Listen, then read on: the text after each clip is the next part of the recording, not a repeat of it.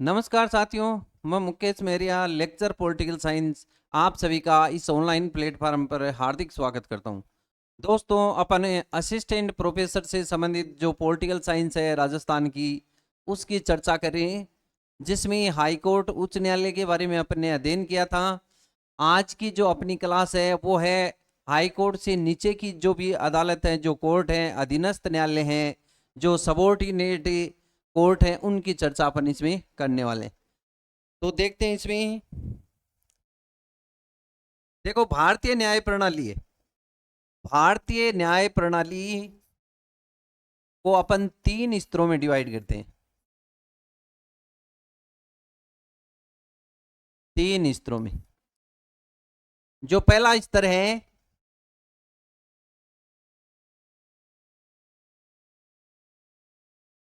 वो होगा सर्वोच्च न्यायालय। सर्वोच्च न्यायालय, इसकी अपन ने चर्चा की थी। दूसरे स्तर पर जो है वो होगा उच्च न्यायालय। उच्च न्यायालय। और तीसरे स्तर पे जो कोर्ट होता है उसे अपन बोलते हैं अधीनस्थ न्यायालय। अधीनस्थ न्यायालय। भारतीय न्याय प्रणाली के अंतर्गत एक पिरामिड के रूप में होता है, जिसमें सर्वोच्च स्तर पर होता है सुप्रीम कोर्ट यानी सर्वोच्च न्यायालय, और उससे बीच में जो प्रत्येक राज्य के लिए हाई कोर्ट होता है, और सबसे नीचे की अदालतों की बात करें जो हाई कोर्ट के अधीन काम करती हैं तो उसे अपन अधीनस्थ न्यायालय या सबॉर्डिनेट कोर्ट के रूप में जानते हैं। इनका प्रावधान किसमें है, थोड़ी चर्चा करते हैं इसमें। सर्वोच्च न्यायालय जो कि भाग 6 से संबंधित है, भाग 5 से संबंधित, और आर्टिकल है 124 से लेकर के आर्टिकल 147 तक की चर्चा इसमें की गई है। इसके बाद हाई कोर्ट की बात करें, इसका संबंध है भाग 6 से, आर्टिकल 214 से लेकर के आर्टिकल 231 तक की अपने इसमें चर्चा की। आज जो अपना पार्ट है वो है अधीनस्थ न्यायालय से संबंधित है, और अधीनस्थ न्यायालय का संबंध किससे है? भाग 6। भाग 6 में इसका वर्णन मिलता है आर्टिकल 233 से लेकर के आर्टिकल 237 के बीच में जो भी जितने भी प्रावधान है वो प्रावधान है सबॉर्डिनेट कोर्ट से संबंधित है, यानी कि अधीनस्थ न्यायालय से संबंधित है। एक एक करके अपन सारी चीज पढ़ने वाले हैं। यदि किसी प्रकार की कोई आपको दिक्कत आ रही है तो वो आप कमेंट के माध्यम से बता सकते हैं। तो देखो, भारतीय न्याय प्रणाली है जिसमें 3 स्तरों में अपन ने देखा। सर्वोच्च स्तर पर हो गया सुप्रीम कोर्ट, उसके बाद ये मध्य स्तर पे हाई कोर्ट, और सबसे निचले स्तर पे हो गया अधीनस्थ न्यायालय। चलिए देखते हैं इनके बारे में। आर्टिकल 233 इसके अंतर्गत बताया गया है कि जिला न्यायाधीशों की नियुक्ति, अपॉइंटमेंट ऑफ ए डिस्ट्रिक्ट जज। तो इनकी नियुक्ति कौन करते हैं? पहली बात तो जिला न्यायाधीश, प्रत्येक जिले के लिए एक जिला न्यायालय होता है, जिला न्यायालय, जिसे अपन डिस्ट्रिक्ट कोर्ट बोलते हैं, और इसमें ही जिला न्यायाधीशों की नियुक्ति की जाती है। और ये जो नियुक्ति की प्रक्रिया है, नियुक्तिकर्ता को ने राज्यपाल के द्वारा, और राज्यपाल परामर्श किससे करता है? उच्च न्यायालय से परामर्श करता है। उच्च न्यायालय के चीफ जस्टिस से, सीजे से परामर्श करने के बाद ही डिस्ट्रिक्ट जज की नियुक्ति की जाती है। डिस्ट्रिक्ट जज की नियुक्ति की जाती है। अपने को एक तो ये चीज समझनी है कि डिस्ट्रिक्ट जज है उसका अपॉइंटमेंट कौन करता है? राज्यपाल। और किसके परामर्श से करते हैं? संबंधित राज्य के चीफ जस्टिस से, मुख्य न्यायाधीश से चर्चा करने के बाद, परामर्श करने के बाद ही डिस्ट्रिक्ट जज की नियुक्ति राज्यपाल के द्वारा की जाती है। अन्य जितने भी मामले थे उसमें अपन ने देखा था कि हाई कोर्ट हो या सुप्रीम कोर्ट हो, उसमें जज की नियुक्ति है वो कोलेजियम प्रणाली के अकॉर्डिंग की जाती है और कर्ता कौन है, राष्ट्रपति।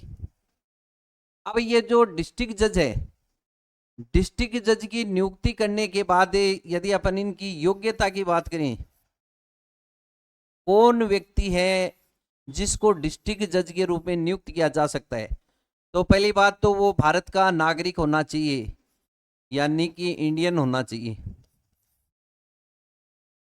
दूसरी बात है 7 वर्ष का अनुभव। अब 7 वर्ष का अनुभव देखो दो तरीके से, या तो उसे 7 वर्ष का अधिवक्ता के रूप में अनुभव है, यानी एडवोकेट के रूप में, या फिर दूसरे नंबर पे अथवा में अपन देख सकते हैं न्यायिक सेवा का अनुभव।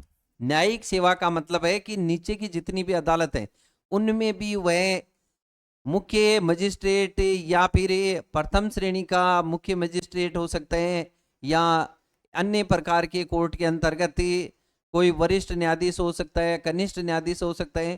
कहने का मतलब उसको न्यायिक सेवा का 7 वर्ष का अनुभव है, एक्सपीरियंस होना चाहिए। ऐसे व्यक्तियों को राज्यपाल है वह हाई कोर्ट से परामर्श करने के बाद ही जिला न्यायाधीशों की नियुक्ति करता है। नेक्स्ट, ये जो जिला न्यायाधीश होते हैं, डिस्ट्रिक्ट जज, डीजे, डीजे ये बजने वाला नहीं है, बजाने वाला है ये। तो डिस्ट्रिक्ट जज है, डिस्ट्रिक्ट जज मुख्य रूप से इसको 2 श्रेणी में अपन डिवाइड करते हैं। कौन कौन सी? ये 2 प्रकार के जो मामले हैं उनसे संबंधित सुनवाई करते हैं। एक तो दीवानी मामले,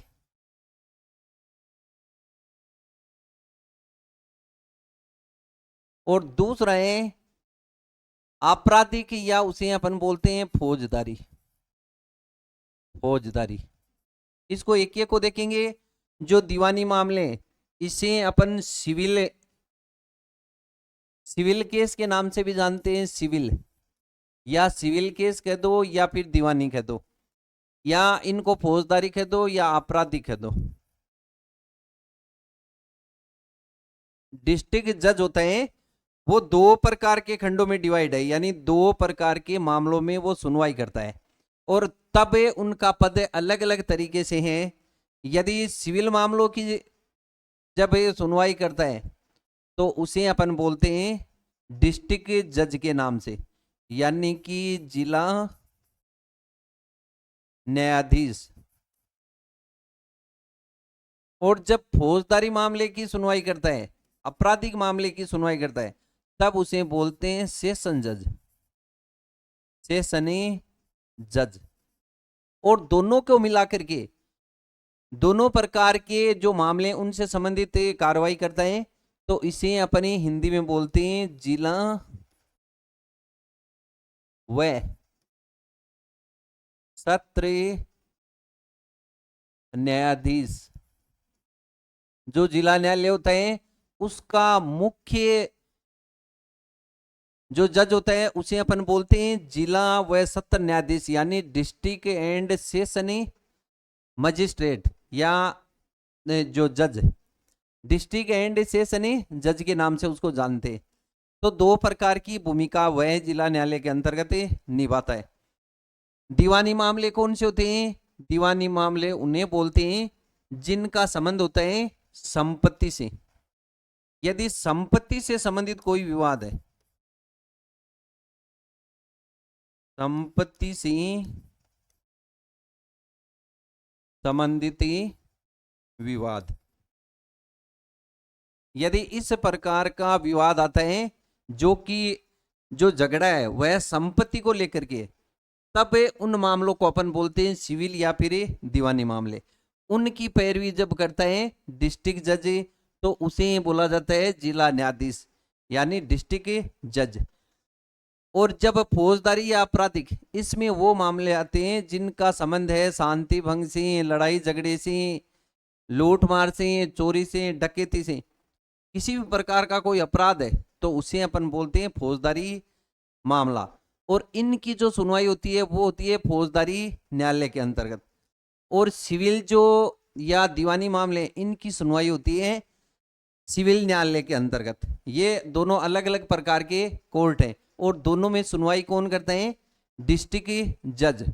जब फौजदारी मामले की सुनवाई करता है तो उसे अपन बोलते हैं सेशन जज। तो दोनों को मिलाकर के डिस्ट्रिक्ट एंड सेशन जज के नाम से अपन इनको जानते हैं। नेक्स्ट देखिए, जो डीजे है यानी डिस्ट्रिक्ट जज, ये त्याग पत्र किसे देता है? डिस्ट्रिक्ट जज है वो अपना त्याग पत्र किसे देता है? राज्यपाल को। राज्यपाल को। डिस्ट्रिक्ट जज या जिला न्यायाधीश के द्वारा अपना त्याग पत्र किसे दिया जाता है? तो वह है राज्यपाल को। नेक्स्ट है कि जो डिस्ट्रिक्ट जज है इसे हटाया किस प्रकार से जाता है? जिला न्यायाधीश को हटाने का जो तरीका है, पद से हटाना।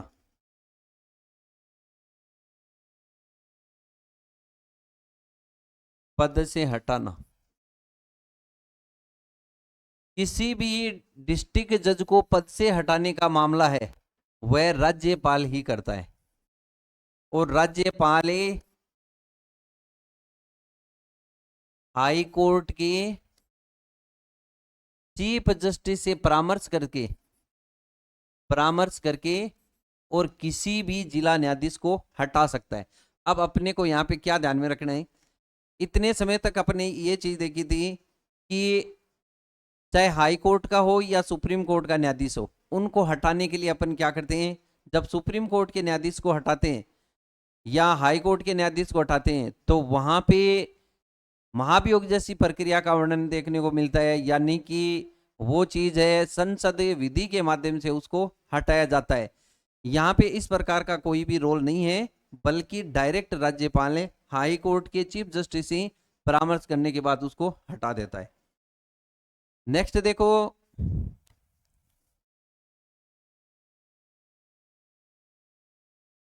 आर्टिकल 234।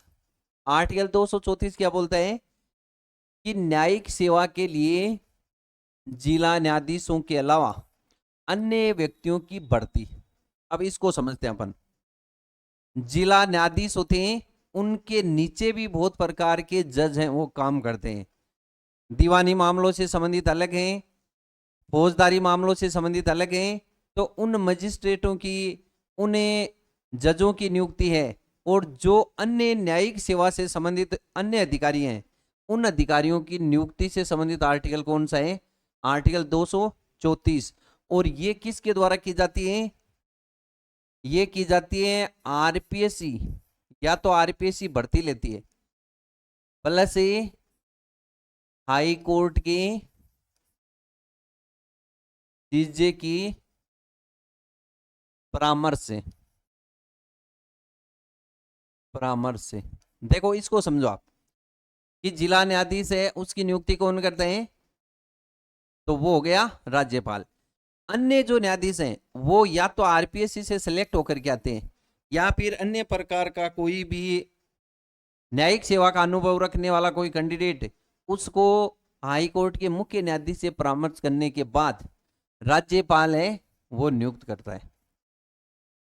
राज्यपाल के माध्यम से अपॉइंटमेंट किया जाता है। अधिकांश क्या होता है कि आरपीएससी से भर्ती निकल करके और फिर सिलेक्शन होने के बाद ही वो न्यायिक सेवा के अधिकारी हैं, उनको इसमें शामिल किया जाता है।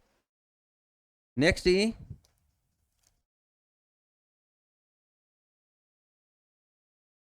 फिर है आर्टिकल 235। आर्टिकल 235 में है कि अधीनस्थ न्यायालयों पर नियंत्रण। अब इसको देखिए आप कि control of subordinate court. Subordinate जो कोर्ट है उसके जितने भी न्यायिक अधिकारी होते हैं उनका प्रशासनिक नियंत्रण है वो किसके हाथ में होता है? तो वो होता है हाई कोर्ट के। हाई कोर्ट है, उनके अधीन जितने भी अधीनस्थ न्यायालय हैं, चाहे जिला न्यायालय हो या अन्य प्रकार का कोई भी मुंसिपल न्यायालय हो या फिर मुख्य न्यायिक मजिस्ट्रेट हो, सारे के सारे जितने भी प्रकार के जज हैं वो हाई कोर्ट के अधीन काम करते हैं।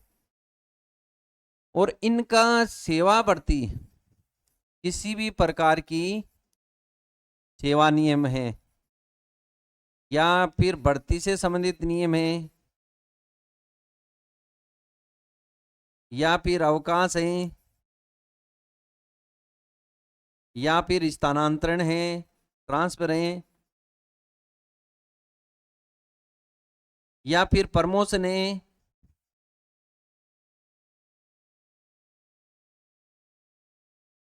कहने का मतलब ये हुआ कि अधीनस्थ न्यायालय के जितने भी जज हैं उन पर ये सारे प्रकार का जो कंट्रोल है वह होता है हाई कोर्ट का। हाई कोर्ट के मुख्य न्यायाधीश हैं, वो एक तो न्यायिक अधिकारी के रूप में काम करते हैं और दूसरे रूप में वो प्रशासनिक कार्य भी करते हैं। प्रशासनिक का मतलब ये न्यायालय से संबंधित जितने भी अधिकारी हैं उनका नियंत्रण है वो किया जाता है हाई कोर्ट के मुख्य न्यायाधीश के द्वारा।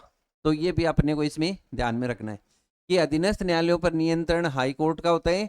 ये बात किस आर्टिकल में बोली गई है? आर्टिकल 235।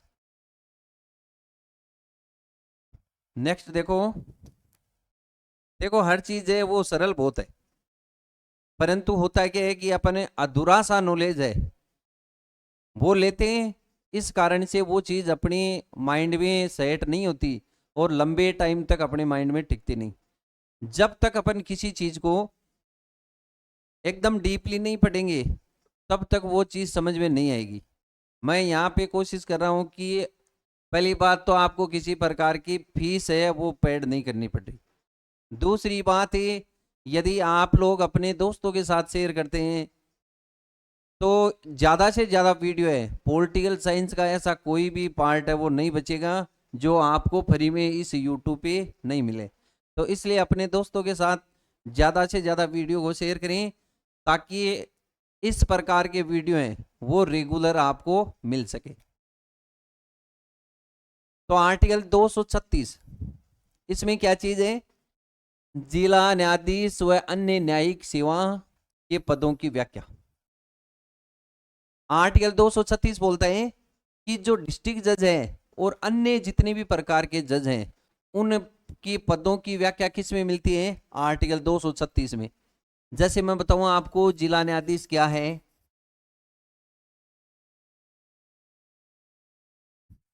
जिला न्यायाधीश का पद, तो इसका उल्लेख किस में मिलेगा? आर्टिकल 236 में। इसके बाद ये वरिष्ठ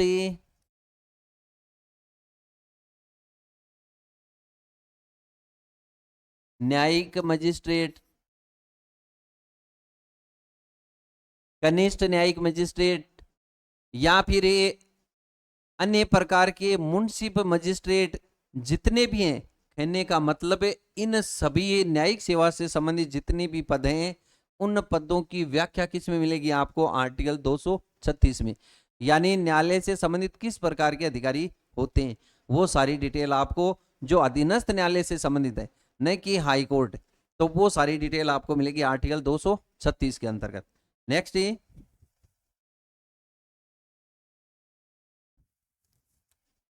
अब देखिए आप ये आर्टिकल 237 इसमें बताया गया कि राज्यपाल ने अधीनस्थ न्यायालय के प्रावधान किसी भी श्रेणी के मजिस्ट्रेट पर लागू करना।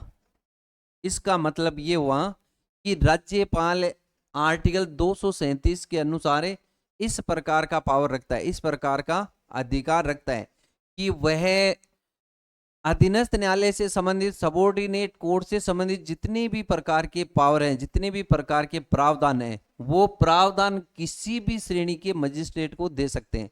इसको ऐसे समझिए आप, जैसे डिस्ट्रिक्ट जज है तो इस प्रकार का पावर है किसी अन्य न्यायाधीश को देना, तो उसे अपन क्या बोलते हैं? ये जो शक्ति है किसके अंतर्गत है? आर्टिकल 237 में। जैसे मैं आपको बताऊं कि फैमिली कोर्ट होता है, फैमिली कोर्ट के अंतर्गत जो मुख्य न्यायिक मजिस्ट्रेट नियुक्त किया जाता है तो उसे एज ए जिला न्यायाधीश के रूप में सारी के सारी जितनी प्रावधान है, जितनी शक्तियां प्राप्त हैं वो सारी की सारी दी जाती हैं। वो चीज भी अपन इसमें पढ़ने वाले हैं। तो आर्टिकल 237 है वो राज्यपाल को ये अधिकार देता है कि वह अधीनस्थ न्यायालय के कोई भी प्रावधान है किसी भी श्रेणी के न्यायाधीश को दे सकते हैं। हाँ, अब देखिए यहाँ पे एक एक करके कुछ चीजें हैं जिनके बारे में अपन पढ़ने वाले हैं। पहली बात तो जिला न्यायाधीश है। जिला न्यायाधीश, ये जो जिला न्यायाधीश है मैंने आपको बताया कि दो प्रकार से मामलों की सुनवाई करता है। एक तो हो गया दीवानी न्यायालय या फिर सिविल न्यायालय। दीवानी न्यायालय कह दो या सिविल न्यायालय कह दो, एक ही बात है। दूसरा जो है वो हो गया आपके आपराधिक या फौजदारी, आपराधिक या फिर फौजदारी न्यायालय।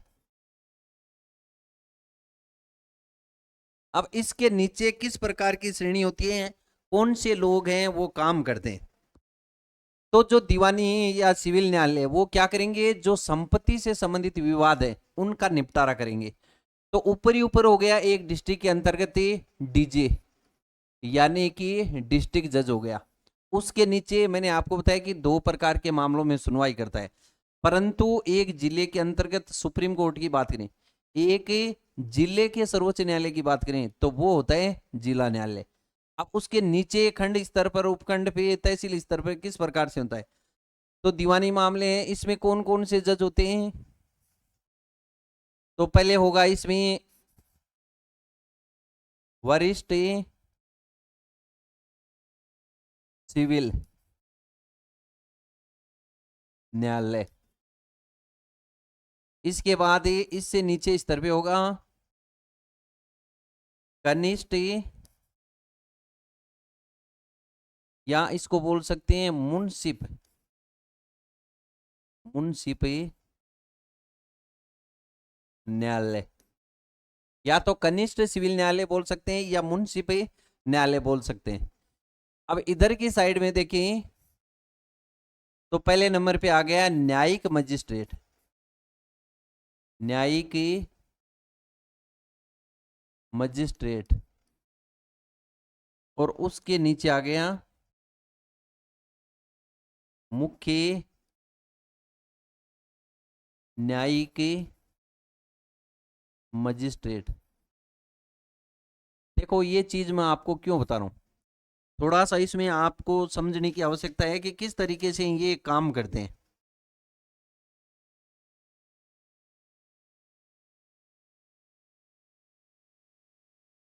पहले अपन देखते हैं कि नीचे की कड़ी यदि दीवानी मामलों में देखें तो वो कड़ी कौन सी है, मुंसिफ न्यायालय या फिर कनिष्ठ न्यायालय। ये क्या करते हैं, इनको केवल 25,000 तक की, 25,000 रुपए तक के का कोई भी संपत्ति से संबंधित कोई धोखाधड़ी का किसी भी प्रकार का विवाद है, दो पक्षों में या अन्य पक्षों के अंतर्गत है, तो 25,000 रुपए तक की सुनवाई का अधिकार किसके पास है, कनिष्ठ सिविल न्यायालय या मुंसिफ न्यायालय के पास। समझ में आई होगी शायद बात। दूसरे नंबर पे है वरिष्ठ सिविल न्यायालय। भाई नीचे से ही तो न्याय है वो स्टार्ट होगी और अंततः अपील के रूप में डीजी के पास जाएगी। तो मुंसिफ न्यायालय वो 25,000 रुपए तक की सुनवाई करता है। उसके बाद वरिष्ठ सिविल न्यायालय यहाँ पे 25,000 रुपए से लेकर के और 50,000 रुपए तक की संपत्ति से संबंधित कोई भी सुनवाई है वो होती है वरिष्ठ सिविल न्यायालय के पास।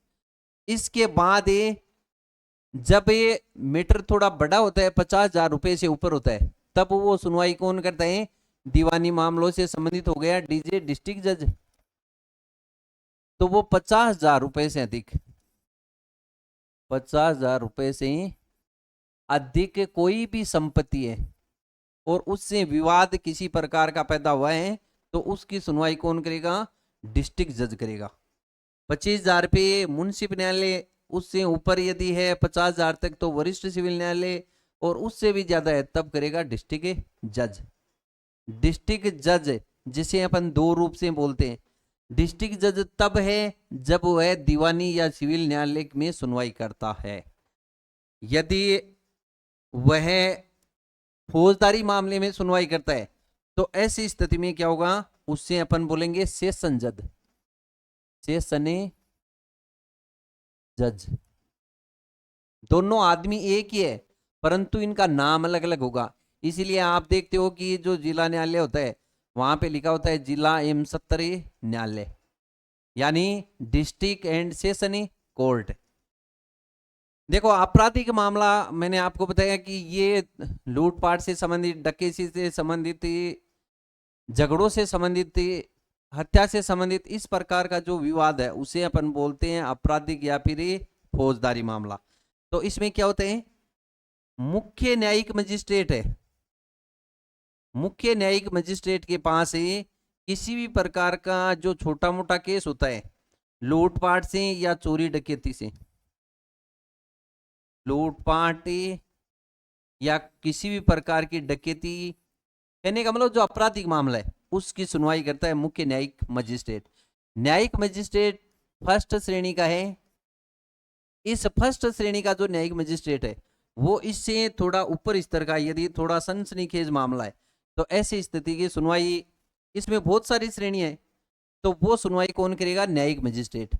और अंततः अपील के रूप में सेशन जज के पास मामला जाता है और सेशन जज के पास यदि डायरेक्ट किसी प्रकार का विवाद इस कोर्ट में ले जाना है तब वो मामला होता है हत्या से संबंधित। यदि हत्या से संबंधित कोई मामला है तो वह डायरेक्ट जिला न्यायालय के अंतर्गत उसकी सुनवाई हो सकती है, उसे नीचे की अदालतों में नहीं घसीटा जाता, ये अपने को ध्यान में रखना है। अब देखो जो जिला न्यायाधीश होता है यानी डीजे, उस डीजे को इस प्रकार का पावर है कि वह किसी भी मामले के अंतर्गत, हत्या का मामला या अन्य प्रकार का कोई मामला है तो उसमें किसी भी अपराधी को मृत्यु दंड भी दे सकता है। अब यहां पे थोड़ा अपने को देखना है,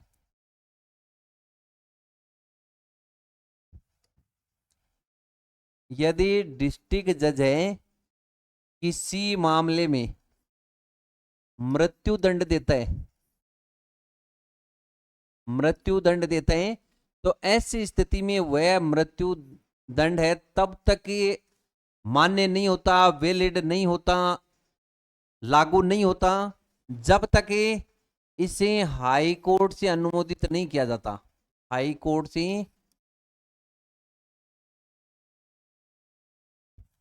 अनुमोदन, अप्रूव होने के बाद, अनुमोदन होने के बाद प्रभावी।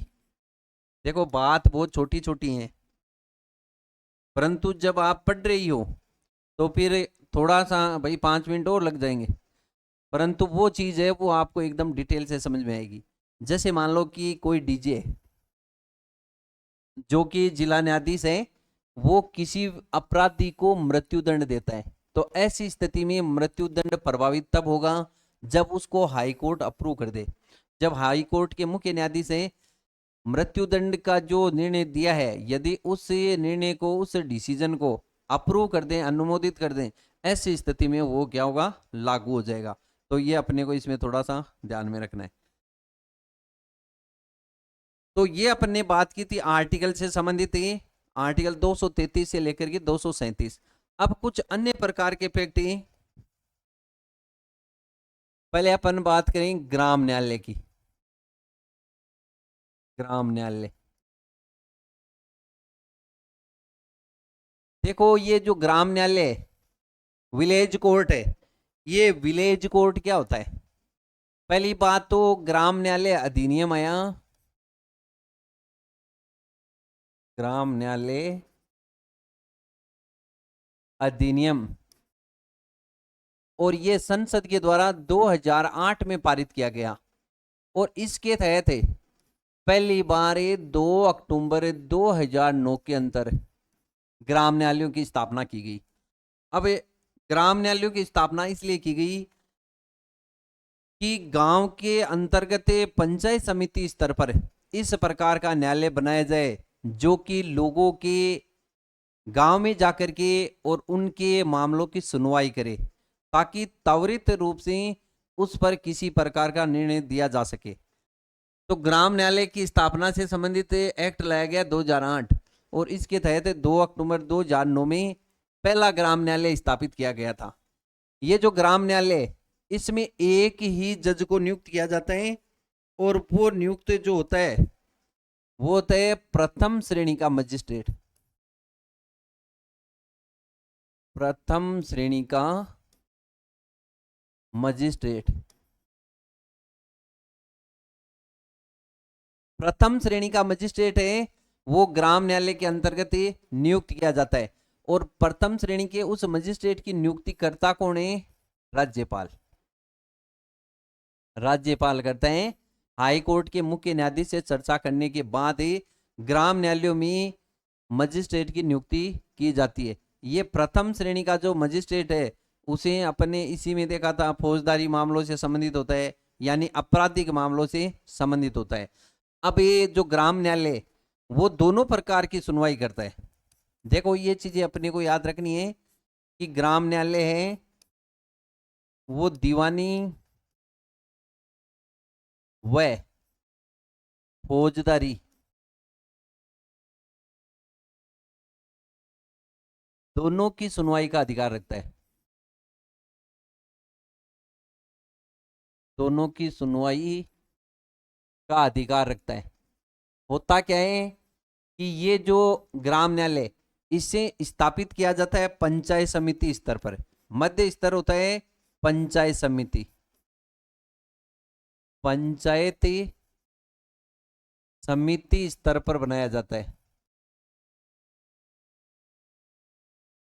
पंचायत समिति स्तर पे बनाया जाता है, और ये क्या करते हैं कि एज ए ये मोबाइल कोर्ट है, ये गांव में जाकर के, और फिर ये गांव में किसी भी प्रकार का मामला है उसे मध्यस्थता के माध्यम से, एक सुलहकर्ता की मदद से, गांव के अंतर्गत कोई भी एक्टिव सामाजिक कार्यकर्ता हैं जो कि गांव में अपने तरीके से मामलों को सुलझाने के लिए प्रसिद्ध है, तो ऐसे व्यक्ति की मध्यस्थता की मदद से यदि दो पक्षों के अंदर किसी भी प्रकार का ऐसा विवाद है जो कोर्ट में चल रहा है, तो उसे त्वरित गति से सुनवाई करते हुए वहीं पर उस मामले को सलटा दिया जाता है, यानी कि उस पर निर्णय है, डिसीजन है, वो दे दिया जाता है।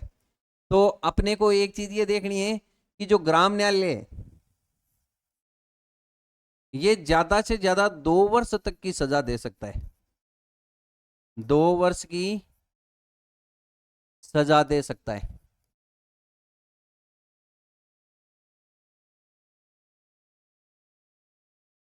अब मान लो कि ग्राम न्यायालय है, इसका जो प्रथम श्रेणी का मजिस्ट्रेट है, यदि मजिस्ट्रेट की जो 2 वर्ष की सजा दी है या अन्य प्रकार की कोई सजा दी है, और उस सजा को कोई बंदा है वो नहीं मान रहा, कोई पक्ष है उससे सहमत नहीं है, ऐसी स्थिति में वह व्यक्ति अपील कर सकता है।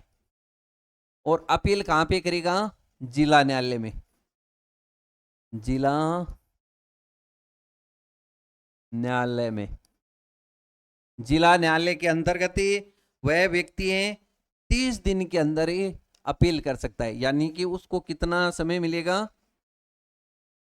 ग्राम न्यायालय का कोई भी मजिस्ट्रेट है, उसने कोई सजा दी, तो वह व्यक्ति जिला न्यायालय में अपील कर सकता है यदि उस निर्णय से संतुष्ट नहीं है तब, और यह अपील उसको 30 दिन के भीतर करनी पड़ेगी, 30 दिन के अंदर। और जैसे अपील जिला न्यायालय के अंतर्गत की गई, डिस्ट्रिक्ट कोर्ट में हुई, तो डिस्ट्रिक्ट कोर्ट भी क्या करेगा? इस मामले के लिए ज्यादा से ज्यादा 6 माह का समय ले सकता है। ज्यादा से ज्यादा 6 माह का समय ले सकते हैं, और 6 माह के अंदर ही क्या करना पड़ेगा? इसे अपना निर्णय सुनाना पड़ेगा। तो ये अपने इस तरीके से इसको थोड़ा ध्यान में रख सकते हैं। अब ग्राम न्यायालय हैं वो भारत के अंतर्गत कुल मिलाकर के वर्तमान में कितने हैं?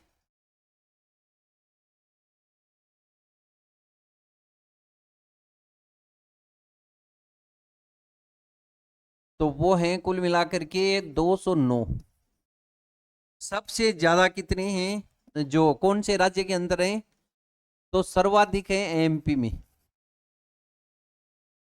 सर्वाधिक की बात करें तो वो है एमपी में, मध्य प्रदेश में। कितने? 89। और भारत का पहला यदि कोर्ट बात करें, पहला ग्राम न्यायालय कहां पे स्थापित किया गया था, तो वो किया गया था एमपी में ही। एमपी का एक गांव है जो पंचायत समिति है बरेसिया, कौन से जिले में पड़ता है? भोपाल में। भोपाल एमपी की राजधानी है, भोपाल के अंदर। ये है प्रथम न्यायालय, प्रथम न्यायालय, ग्राम न्यायालय, प्रथम ही ग्राम न्यायालय। और इसकी स्थापना मैंने आपको बताया कि भारत में पहला ग्राम न्यायालय वो कब स्थापित किया गया था, तो वो स्थापित हुआ था 2 अक्टूबर 2009 को। और ये ग्राम न्यायालय अधिनियम 2008 के तहत पहला ग्राम न्यायालय वो स्थापित हुआ था 2 अक्टूबर 2009 को। कहां पे? बरेसिया, भोपाल, एमपी के अंदर। तो सबसे ज्यादा कहां पे हुए? एमपी में। अपन राजस्थान से संबंधित एग्जाम दे रहे हैं, तो राजस्थान में कुल ग्राम न्यायालय कितने? वो हैं 45। वर्तमान में कितने? 45। प्रथम ग्राम न्यायालय कौन सा है? प्रथम ग्राम न्यायालय तो वो है बस्सी जयपुर, बस्सी जयपुर। देखो बस्सी चित्तौड़गढ़ में भी है और बस्सी जयपुर में भी है, तो ये बस्सी है जयपुर वाला। पहला राजस्थान का ग्राम न्यायालय बस्सी जयपुर के अंतर्गत स्थापित किया गया था। कब? 27 नवंबर 2010 के अंदर। 27 नवंबर 2010 को राजस्थान का प्रथम ग्राम न्यायालय स्थापित किया गया। कहने का मतलब इस प्रकार के जो कोर्ट हैं वो संसद विधि के माध्यम से प्रावधान बना करके और फिर ये गठित किए जाते हैं। दूसरी बात है, इससे क्या होता है कि न्याय प्रणाली है वो बहुत ही मजबूत होती है और त्वरित गति से यानी जल्दी से डिसीजन है वो दिए जाते हैं। नहीं क्या होता है कि बहुत सारे मामले ऐसे होते हैं जो कि बहुत लंबे समय से पेंडिंग पड़े रहते हैं। तो इस प्रकार से न्यायिक सक्रियता को बढ़ाने के लिए, जल्दी से विवादों का निपटारा करने के उद्देश्य से इस प्रकार के न्यायालयों की स्थापना की जाती है। नेक्स्ट और भी हैं कई प्रकार की। एक है परिवार न्यायालय, परिवार न्यायालय, परिवार न्यायालय जिसे अपन फैमिली कोर्ट बोलते हैं, फैमिली कोर्ट।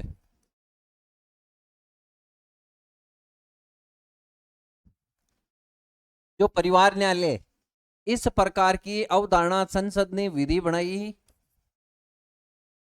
संसदीय विधि के द्वारा 1984 में इस प्रकार का प्रावधान किया गया। संसद ने यह तय किया 1984 के अंदर ही कि इस प्रकार के फैमिली कोर्ट बनाए जाएंगे जिस शहर की आबादी 10 लाख से अधिक होगी, 10 लाख से अधिक।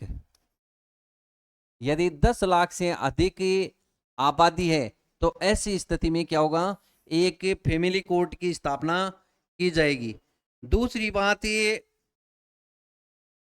इसमें ये जो फैमिली कोर्ट होता है, एक तो मुख्य न्यायाधीश होता है इसमें,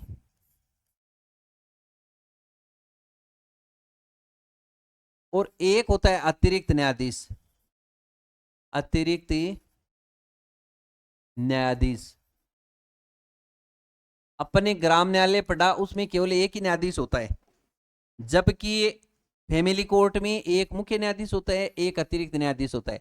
इनकी श्रेणी होती है वरिष्ठ सिविल न्यायाधीश के बराबर। और ये जो न्यायाधीश हैं, इनको, ये जो न्यायालय है परिवार न्यायालय, ये एज ए जिला न्यायालय के रूप में काम करता है। यानी कि इसकी प्रकृति कैसी है? ये डिस्ट्रिक्ट कोर्ट के रूप में, जैसे डिस्ट्रिक्ट कोर्ट की जो प्रकृति है, सेम टू सेम वो कि वो नेचर वाइज कैसा है, ये डिस्ट्रिक्ट कोर्ट की जैसे, तो इसे अपने जिला न्यायालय के रूप में देखते हैं, जिला न्यायालय। ये जो जिला न्यायालय है, ये 10 लाख से अधिक की आबादी वाला जो शहर होते हैं वहां पे स्थापित किया जाता है। और यदि संसद ये चाहे कि किसी अन्य शहर में भी स्थापित करना चाहे तो विधि के माध्यम से किसी और शहर में भी स्थापित कर सकती है। और किसी राज्य में यदि फैमिली कोर्ट बनाना है तो ऐसी स्थिति में राज्य सरकार उच्च न्यायालय से परामर्श करके और उसके बाद किसी भी जिले के अंतर्गत फैमिली कोर्ट को स्थापित कर सकता है। और क्या चीज है, राजस्थान से संबंधित है बात। राजस्थान में फैमिली कोर्ट कितने, राजस्थान में फैमिली कोर्ट तो कुल मिलाकर के राजस्थान में अब हैं 7। मैं बात कर रहा हूं राजस्थान की। राजस्थान में फैमिली कोर्ट कितने हैं, 7। कहां कहां पर हैं, तो देखो एक तो है बालोतरा, बालोतरा बाड़मेर, बाड़मेर क्या अब तो खुद भी जिला बन गया, तो बालोतरे जिले में है। दूसरा है धौलपुर,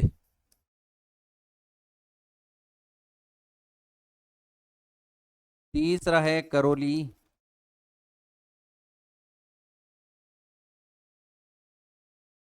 चौथा है जैसलमेर,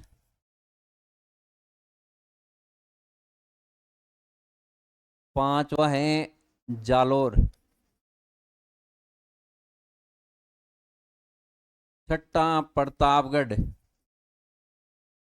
और सातवां है सिरोही। राजस्थान में फैमिली कोर्ट यानी कि परिवार अदालत कुल मिलाकर के कितनी है, तो वो है 7। कहाँ कहाँ पर हैं, बालोतरा में, धौलपुर में, करौली में, जैसलमेर में, जालोर में, प्रतापगढ़ में और सिरोही में, कुल मिलाकर के 7 फैमिली कोर्ट है। अब फैमिली कोर्ट का काम क्या होता है, फैमिली कोर्ट जैसा कि इसके नाम से स्पष्ट है, ये क्या करता है कि पति पत्नी के किसी प्रकार का कोई विवाह से संबंधित कोई विवाद होता है तो उन विवादों को कहाँ पे सोल्व किया जाता है, फैमिली कोर्ट में। देखो वैसे तो यदि विवाद होता है पति पत्नी के बीच तो यदि फैमिली कोर्ट करती, यदि फैमिली जैसे शब्द का यूज ही करते तो फिर इस प्रकार का विवाद होता ही नहीं। परंतु इसका काम क्या है, विवाह है संबंधी विवाद का निपटारा। किसी भी प्रकार का विवाह संबंधी कोई विवाद हो जाता है तो ऐसी स्थिति के अंतर्गत फैमिली कोर्ट है वो सुनवाई करता है ताकि अन्य प्रकार के जो कोर्ट हैं उनमें उन लोगों को नहीं जाना पड़े और तुरंत से उनको सही निर्णय पे पहुंचाया जा सके। तो इस प्रकार से फैमिली कोर्ट की स्थापना की गई है। इसके बाद ये एक है देखो मोबाइल अदालत, मोबाइल अदालत।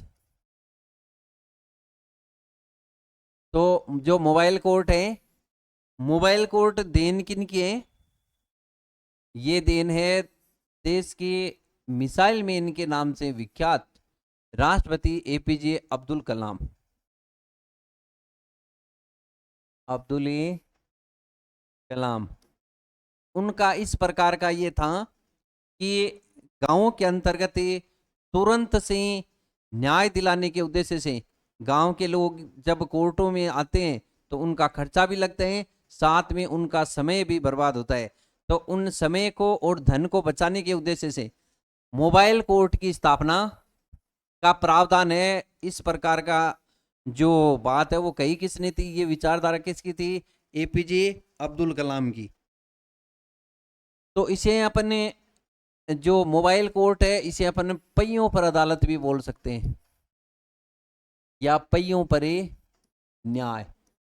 पहियों पर न्याय का मतलब ये हो गया कि ये गांव गांव जाते हैं और मोबाइल कोर्ट है वो एक तरीके से एक केवल बस में होता है और वो बस गांव में जाकर के किसी प्रकार का मामला होता है इसमें भी न्यायाधीश बैठते हैं।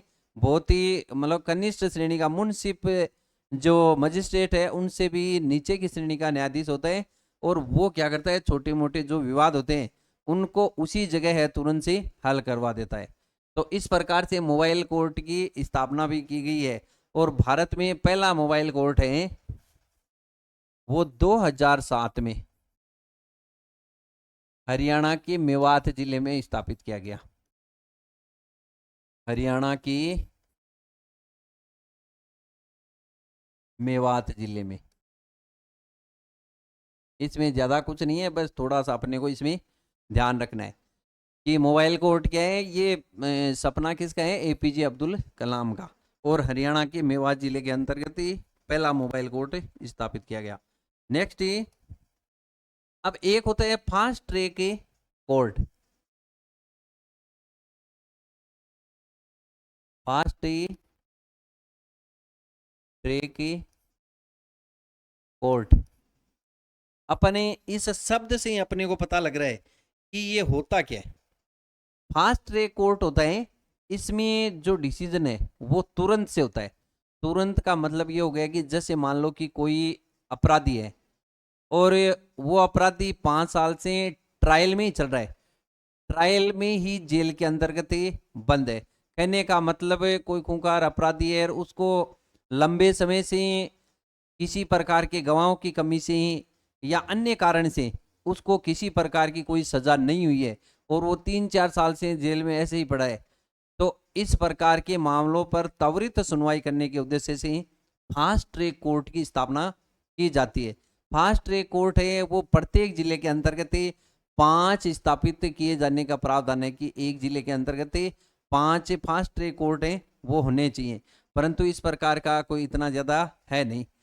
फास्ट ट्रैक कोर्ट अपने को इतना ही ध्यान में रखना है कि ये त्वरित सुनवाई करके और जल्दी से ही न्याय देता है, डिसीजन देता है, ताकि जो बड़े बड़े जो मामले हैं उनमें जल्दी से सुनवाई करके और जो अपराधी है उसको सजा मिले।